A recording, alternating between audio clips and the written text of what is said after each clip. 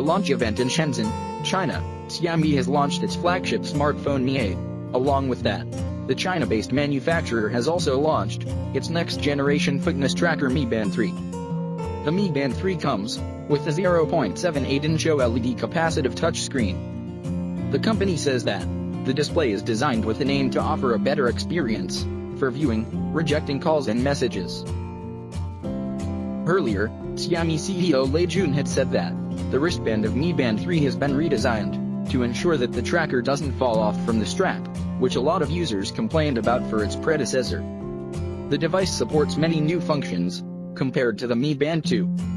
Along with the addition of viewing messages and call view, reject feature, it can also provide weather forecast, as well as an alarm clock, which can be turned off from the touchscreen. Other features include heart rate monitor, daily steps count, and sedentary reminder as a part of the health management functions. The Mi Band 3 comes with water and dust resistance, and is completely waterproof for up to 50 meters, ensuring that it works perfectly even when the user is swimming.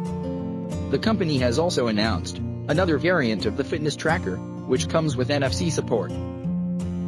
Earlier, there were reports suggesting that the Mi Band 3 will come with support for a tilt-to-wake feature. However, it is not yet confirmed if the device indeed supports such functionality. One of the crucial things for a wearable device is the battery life.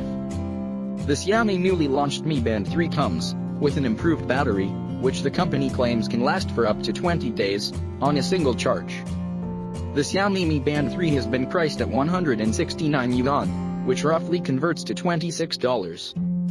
The NFC variant of the fitness tracker, which is named Mi Band 3 NFC, is priced at 199 yuan, which is roughly $31. It will be available in 3 color options: black, red, and blue.